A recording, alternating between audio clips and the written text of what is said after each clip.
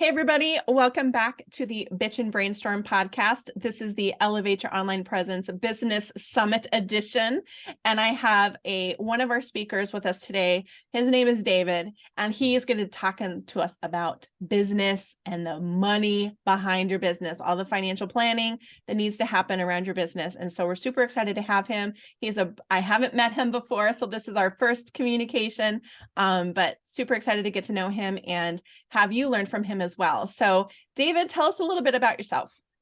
Hey, yeah, so I'm David Chudyk, and I am a financial advisor, but I'm a financial advisor with a twist.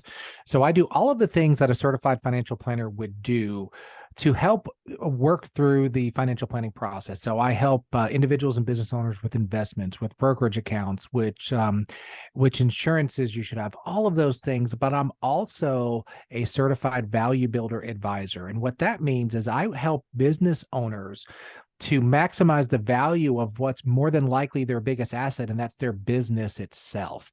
So lots of business owners right now are stressing about the stock markets and the banking collapse and all of that, potentially has some impact on all of our lives. But you know what has more impact? How you run your own business.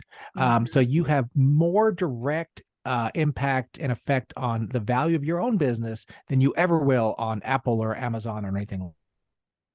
So I'm a financial advisor with a twist. I love that. I love that. So can you talk about maximizing the value of our business and what should we do? What should we not do when it comes to if we ever wanted to sell our business? I mean, I feel Absolutely.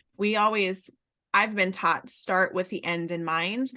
What is the end goal for your business, for your company? Are you going to sell it? Will it dissolve when you are ready to be done? Are you going to pass this on to your kids? What's the end goal? And then how do we set ourselves up for success so that is going to be an easy transition whenever that happens? So the end goal in mind needs, and like anything else, we have to be purposeful about building our business to where it is sellable. If the Yes. 3Ds come into play and you haven't planned, that's death, divorce, or disability, all of a sudden the business is worth less. So let's say I'm in the hospital and my wife calls and says, "Hey, Elaine, would you like to buy David's business? He's going to die tomorrow." All of a sudden the price just went down because I'm not in a good bargaining position, but there are 8 drivers of business value. We don't have time to get into all of them, but these are things that typically, if they're maximized, the value of the business would be significantly higher. So you'd get a higher multiple of EBITDA, and your EBITDA will typically be higher. So you're getting a higher multiple of a bigger number if you get these things kind of in shape. To give you an example, one of the most important factors that affects the value of business is what we call the hub and spoke. And that's basically how entrenched in every little minutia detail is the owner. And would you buy my business from me if I as the owner had to be involved with everything and I could never take a vacation or anything like that? You would buy my business maybe at a discount, but certainly not at a premium. But if you and I are negotiating the purchase of my business and your broker's talking to me and finds out I just went on vacation for 2.5 months, profit went up while I was gone. We have systems and processes. We have signed contracts with our customers, if that's applicable. All of a sudden you're thinking, you know what? I may pay a little higher than typical multiple for that business because I'm buying a cash machine, not a job that I have to be at and put out fires. So that's just one of the 8 drivers of value. Yes, absolutely love this conversation because I think it's one of those things that's super duper important. I had started a little side thing called the Dream Team Directory, and I started it with the idea of selling it in mind. I knew that this is not something I want to keep.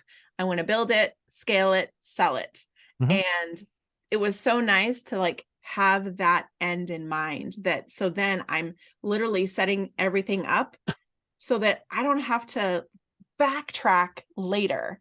And one of the things that I love is that I'm a systems girl. Automations are my jam.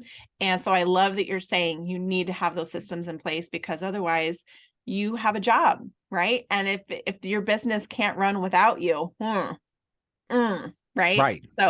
That is a Right. kind of a downer. So what would you say are some of the biggest mistakes that people make when it comes to their financial decisions when they're in growing their business or anything like that? They don't make financial decisions. So they spend all of their time putting out fires. Think about what you have to do as a business owner. When you're a small business owner, you're hiring and firing, you're marketing, you're the janitor, you are the housekeeper, you are the marketer, you're the bookkeeper. But what are you not doing? You're not starting your own IRA for you and your family. You're not saying, "Hey, we need to go to an attorney and get our will done because if something happens to me, what happens to the business and everything else, or our kids?" Right? They're not saying, "Hey, do I need to get some life insurance because if something happens to me, we still need to provide for our family." So I've seen it over and over where business owners get to and they're in their 50s and 60s and they're at the point where they're making a good living, but comparatively, they have very, very small amount of outside assets because they spent years and years and years and years just working on that business. If you went to work for a big company, on day one, you're checking the box and you're getting in the 401k. So if you do nothing else over years and years and years and years, that's going to turn into tens or hundreds of thousands of dollars. And it's just literally by checking a box that you probably don't even realize you checked. But as a business owner, you have to make your own 401k or your own simple IRA. And sometimes it's not even a matter of not having the money to do it. You just never get around to it because you're so freaking busy being involved with everything because you don't have systems. So Preaching to the choir. I love it, love it, love it.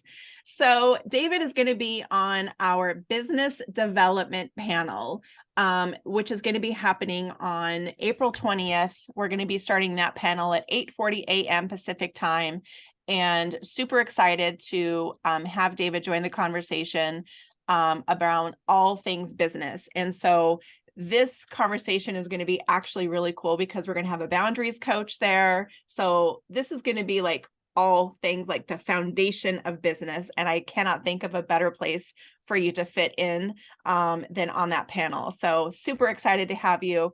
Thanks so much for coming and just sharing a little snippet of a teaser of what we're going to be talking about on the panel. So be sure to tune in on April 20th to hear David on the panel of the business development. Cannot wait. Super excited. Thank you so much for joining us. awesome. And I'm looking forward to learning a lot from the panel myself. Yay. All right. We'll see you guys later.